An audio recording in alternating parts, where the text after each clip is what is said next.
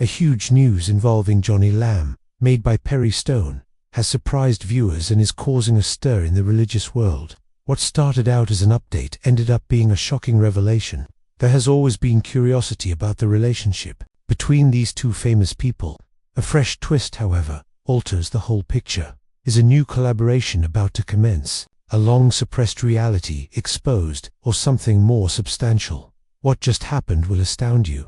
This week, Perry Stone caused a tremor in the Christian media industry, sent a message to the public that caught everyone off guard. Stone has a long history of being recognized as a prophetic preacher, someone who says they can see into the future before anybody else.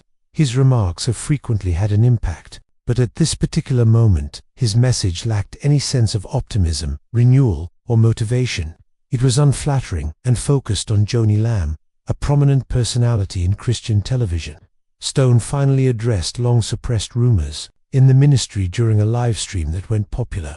Seriously but calmly, he informed the audience that Joni Lamb has been abusing her position at daystar to steer Christian media in her own way in addition to the network she runs. Stone claims that Lamb leaned on her financial resources and political connections to have specific ministers change their sermons to fit her agenda. For what stunned onlookers the most was Stone's account of it. It wasn't as easy as following instructions. His portrayal was one of manipulation. Immediate action was taken. The comment area was inundated with thousands of visitors, as video of his Twitter and YouTube were inundated with the announcement. A few of Stone's admirers praised him for speaking up against the things that others were too scared to acknowledge. Those who disagreed with him said he was sowing discord. Everyone was talking, though, regardless of their opinions. For a long time, rumors regarding Lamb's secret involvement at daystar were dismissed as idle chatter. Those murmurs became a tempest as Stone risked his own reputation and identity. Unexpectedly, Stone went to greater lengths in his comments. According to him, Lamb's impact wasn't not only on corporate strategy or programming schedules, but also about how she had discreetly guided the church's prophetic message through daystar's influence. He acknowledged that he, too, had experienced pressure, detailing how daystar's financial backing was contingent upon his delivering a certain type of prophetic message. The confession was so heavy that it made his voice crack as he spoke. "This goes beyond television," Stone stated. "I can't remain silent, because it's all about control and using God's people to further someone else's agenda." No longer. Pastors, bloggers, and regular believers shared and reshared those words over social media. In a matter of hours, Stone and Lamb-related hashtags began to trend. Joni Lamb has been utterly silenced. She has yet to issue a statement, despite the widespread coverage of her name in media outlets. Many are wondering whether Stone's charges are accurate or if this is simply another chapter in the lengthy history of feuds within the ministry, since her failure to speak only adds fuel to the fire. Nonetheless, Stone's tone in his speech was different. Neither was it furious nor shocking. It was labored, almost melancholy, like the release of a weight that had been burdened for an extended period of time. Let us begin by making a statement regarding 2025 and the word that the Lord has given us. People know that the Lord has helped me foresee events for the past 30 years, so they will occasionally give us personal text messages or contact the office. Once again, Perry Stone is defending daystar. His latest dream posts depict a lake teeming with fish and spirits, where malevolent entities lurk. Disparaging individuals are preventing fishermen, ministers from carrying out their vocation. Would you mind sharing the dream you mentioned, Perry? It has been brought to my attention by multiple reliable sources that around 1 year ago, you witnessed daystar Joni and Rachel Lamb Brown being thrown into a lake, while Joni yelled, "I had no idea was bound to take place." Holy cow, do you mean that? Perry, have you ever dreamed? Now that Joni and Rachel have drowned in a lake, religious leaders from all around the nation feel pressured to speak out. A few of them are defending Lamb by mentioning her long tenure and her contribution to daystar's rise to prominence as a worldwide media powerhouse. Some are avoiding the situation, fearing they will be implicated in what could become the largest scandal in Christian television history. Regardless of the veracity of Perry Stone's claims, the de-destruction is well underway. It is enough to put doubt on the credibility of one of the most dependable figures in Christian television and radio. Once uncritical viewers are increasingly wondering who controls the message and questioning the veracity of what they hear. Although the narrative is still unfolding, Perry Stone's startling declaration has undoubtedly altered the course of discussion. It has escalated a private matter into a public emergency. The weight of this disclosure may finally break Joni Lamb's unbreakable career. Something like a dam burst when Perry Stone made his bombastic comment about Joni Lamb. Whispers regarding her position at Dyer had circulated for some time, but the majority of individuals had written them off as idle chatter. Joni had become known as the rock in the background. After all, the helpful co-founder who was there for her, Marcus Lamb, who passed away, helped build the network into a global leader in Christian broadcasting. Her on-screen persona was one of professionalism, faith, and refinement. But fresh information is emerging that suggests things were not as innocent as they appeared behind closed doors. Insiders have been coming out at an increasing rate in the days following Stone's disclosure. Many of these people have worked with Dyer in the past, either as employees or as ministers. They all share a common thread in their stories. It has been claimed that Joni Lamb utilized her influence to manage a network and exert control on the distribution of power in Christian media. From what we can gather from these tales, she was a master manipulator who understood just how to silence her opponents, use money to her advantage, and pull strings. According to an insider, Joni instituted a system whereby the amount of money one might receive from Dyer was directly proportional to how loyal one was. When the preachers knew that when they asked Dyer to promote their ministry or give them airtime, there were unstated expectations. It wasn't enough for them to simply bring their own supporters and financial backing. Their message should have been in harmony with Joni's plans for the network. Without it, support may vanish overnight. According to the source, this was never stated in contracts, but it was obvious to everyone who worked with her. With the passage of time, the accusations have intensified. Several ministers have now come forward to assert that Joni influenced programming choices in a way that benefited her supporters at the expense of those who were opposed to her. Dyer allegedly went to extreme lengths to ensure that particular pastors preached prosperity teachings that bolstered Dyer's wealth, such as encouraging philanthropy. Others argue that she subtly worked to protect her allies from criticism by using her influence, demonize anyone who may reveal the truth about what was taking place in the background. Joni allegedly tried to stifle potential whistleblowers, which is the most troubling accusation. Those who dared to criticize Dyer's leadership or financial dealings were allegedly forced out or coerced into maintaining silence. Allegations even surfaced that she arranged settlements to bury potentially damaging reports. Although these assertions have not been validated, they are being voiced with increasing certainty following Stone's opening of the door. The media has exacerbated the problem. Some former Dyer employees have started posting cryptic but insinuating messages online, discussing the peculiar decisions, behind-the-scenes dealings, and loyalty tests that were commonplace during Joni's leadership. Although there is a lack of concrete proof, the reliability of their stories has raised doubts. Over and over again, the concept of Joni as an unseen power broker who keeps the platform running smoothly is popping up. The fact that these accusations go against Joni's carefully constructed reputation further adds fuel to the fire. She was a familiar, friendly face on TV for a long time, and people trusted her. A person who shared their thoughts on ethics, religion, and family. Now we learn that she may have been using ministers as pawns and influencing stories to further her personal agenda, which is quite disappointing. As a result, many of Joni Dyer's lifelong followers are beginning to wonder if the messages they thought came straight from God were actually staged. A few influential people in the business world have even begun to liken Joni's influence to a political machine. At all times, it was roughly one of my former colleagues asserted. The main issue was power. She has the financial acumen to steer Christian media in a certain direction. She was more than simply a potential chance loss if he dared to cross her. It was possible that you might be totally cut off. As the charges mount, attention is moving away from Perry Stone's first statements and toward a more general inquiry. In reality, how much say did Joni Lamb have? Was she just carrying on her husband's work as a co-founder? But was she not Dyer's real architect, empire, secretly governing it with a clenched fist? It appears that every fresh account points to the second option, revealing a leader who was far more commanding and strategic than anyone had previously thought. Joni finds it more difficult to keep silent in the face of the rising chorus of voices. However, she remains silent at this time. She is making matters worse by avoiding a confrontation with the accusations. The passage of time without a reply is perceived by many as further proof that the claims must be true. The strain she is facing mounting pressure from both the public and Daya's own board members and workers, who are secretly concerned about the network's survival in light of these claims. Something much larger has emerged from what started as Perry Stone's startling accusation. Nowadays, it's not only a single man's assertion. A disturbing image of Joni Lamb's leadership emerges from the deluge of testimonials, rumors, and leaked stories.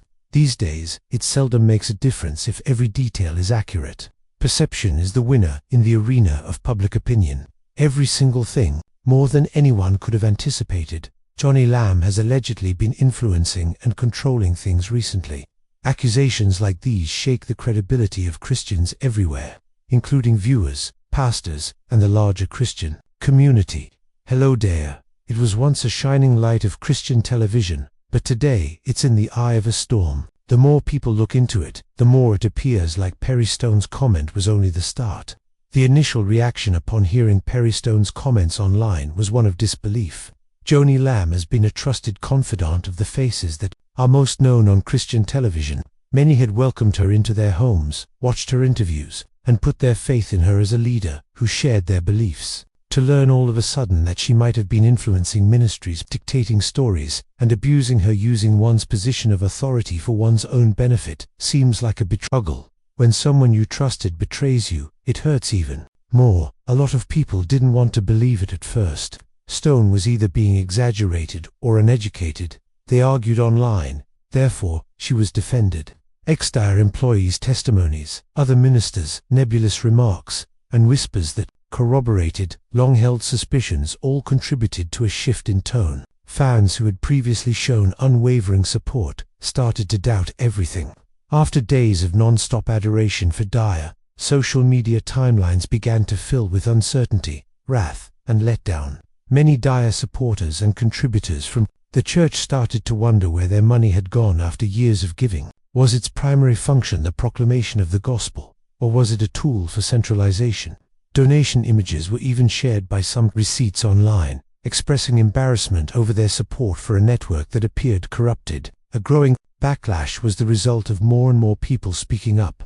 With Joni remaining silent, the situation deteriorated worse. While Perry Stone's comments and her name were front and center in the news, made her way across all platforms without providing a definitive answer. The art of remaining silent has its uses in public relations. However, in this particular instance, it stoked suspicions. Her audience took her silence as proof that she was trying to conceal something. The rage grew more with each passing day that she remained silent. The tone started to change even among Christians. Some pastors who had been guests on Daya started to withdraw their support. A small number of people cautiously stated that they were asking God for understanding or seeking truth. However, it was clear that they were hesitant to defend Joni.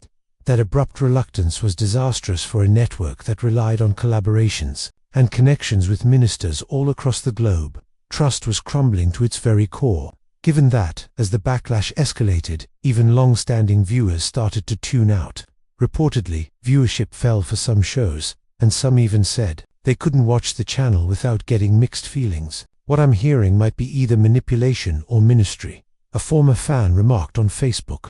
While some had abandoned online preaching altogether, others had simply moved to a new network. Once associated with religious television, Daya's name was now shrouded in controversy.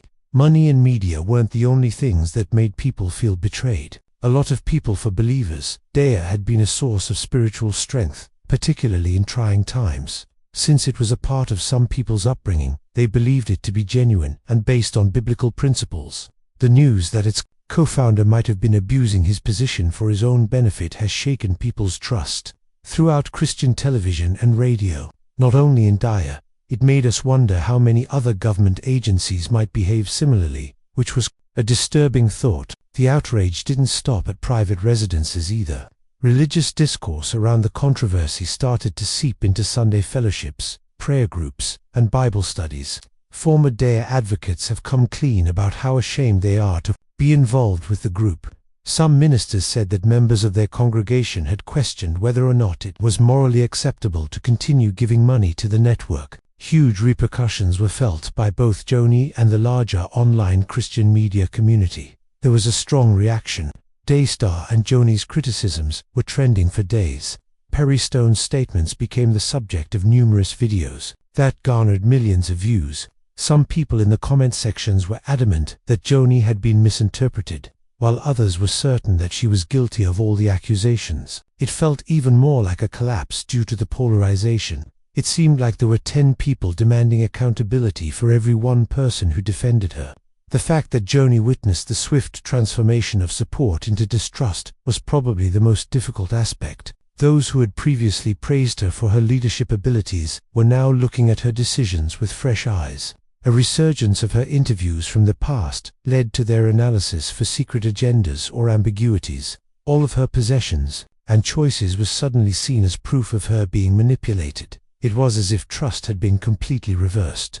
The whole fabric of Daya started to crumble. Who were the recipients of their donations were expelled. Risking association with a controversy made advertisers cautious. Reportedly, even network personnel were worried about their futures and whether or not their employment would be secure. When asked privately, some insiders said that morale had dropped because employees felt torn between their allegiance to their sovereign and the terror of being linked to an empire on the brink of collapse. For the general population, the loss of confidence affected more than one network. It spoke to a deeper dissatisfaction with megachurches, televangelists, and the increasing commercialization of religion. People finally spoke out about the way Christian media frequently appeared more like a business than a mission, a sentiment they had held for years. Now that Joni Lamb's name is associated with accusations of manipulation, she has become a symbol of that anger. I can see the damage now. Regardless of whether Joni were to volunteer details or rejections, the faith she had in others has been shattered. Restoring trust once it has been broken is extremely challenging. Decades of trustworthiness crumbled in a span of weeks. The daystar that many viewers were led to believe in has vanished. A husk of distrust, animosity, and uncertainty is what's left. This is possibly the most heartbreaking aspect. Joni Lamb and Daystar aren't the only ones hit by the criticism. Every ministry that uses television to communicate its message is impacted by this. Why? Because in cases where when a leader steps down, distrust follows. What millions saw as faith now appears to be just business as usual. The most devastating consequence might be the breakdown of trust. Daystar is now standing tall in the aftermath of Perry Stone's claims on unstable terrain.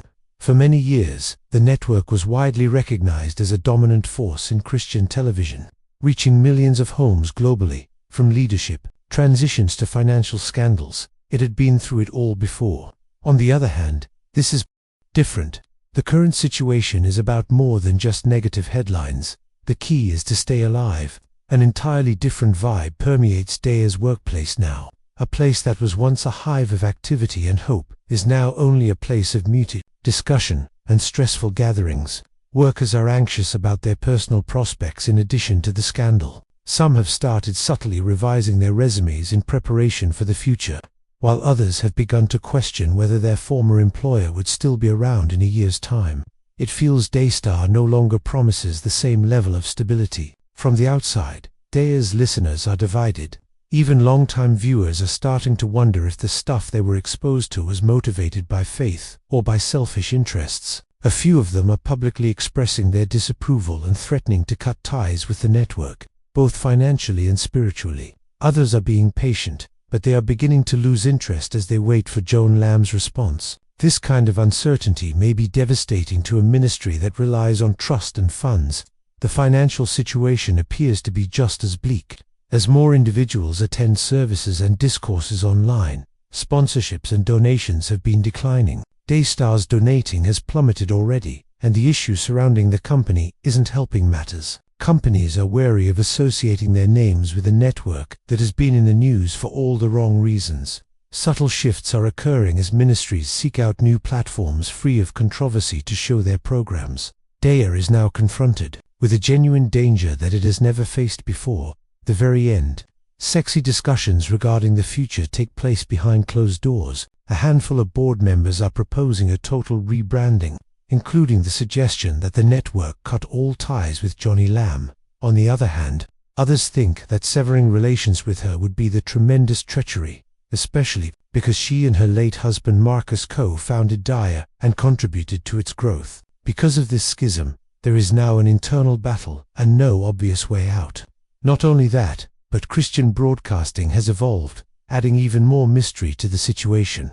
Now, most of the talk is happening on platforms other than Dyer, such as YouTube, TikTok, and podcasts. Spiritual instruction on television is no longer sought after by younger generations. They prefer to listen to individual pastors and internet ministries that don't have ties to large organizations because they feel more genuine. Dyer runs the danger of oblivion in this evolving context, particularly if its reputation is inextricably linked to controversy. Personally, Joni Lamb sees an even more convoluted future. An insider or two has speculated that she would try to cleanse her name by releasing a statement in which she defends herself. Some see her lack of speech as an indication that she is about to stand down. Whether she is doing so willingly or because she is feeling pressured, she may be the last hope for Dyer to regain trust if she departs, but her departure will also spell the end of an era. The network will likely remain unchanged, according to many, just vanish. Those who are critical of Dyer point to the scandal as evidence that Christian media has systemic issues. They claim that the network strayed from its original mission of sharing the gospel in favor of pursuing power, influence, and financial gain. These are hardly novel points of critique, but the comments made by Perry Stone and the deluge of speculation, their significance has grown. Dyer has come to represent all that is troubling about the merging of religion and business. Dyer will have to make some tough decisions in the next few months. Will it try to act normally in the face of the growing public outcry? Would it sever relations with Joni Lamb and the new administration begin anew? On the other hand, could the network's finances and reputation take a hit, causing it to scale its operations or perhaps close its doors permanently? Every possible outcome has been considered up to this point. It is so heartbreaking how rapidly everything has fallen apart. As a shining example of Christian television, Dyer enjoyed widespread acclaim for many years. Donations came pouring in, families tuned on, and it appeared untouchable. The once solid empire now appears weak and virtually empty. Success in the past is no guarantee of future success. If people can trust it again, then everything will change. A cautionary tale about Dyer's uncertain destiny. It exemplifies the rapid decline of authority that follows a loss of trust, and the implosion of even the most formidable ministries whose basis is control rather than more so than openness. Regardless of its fate, one thing is certain. The heyday of Dyer has passed, and the future holds nothing but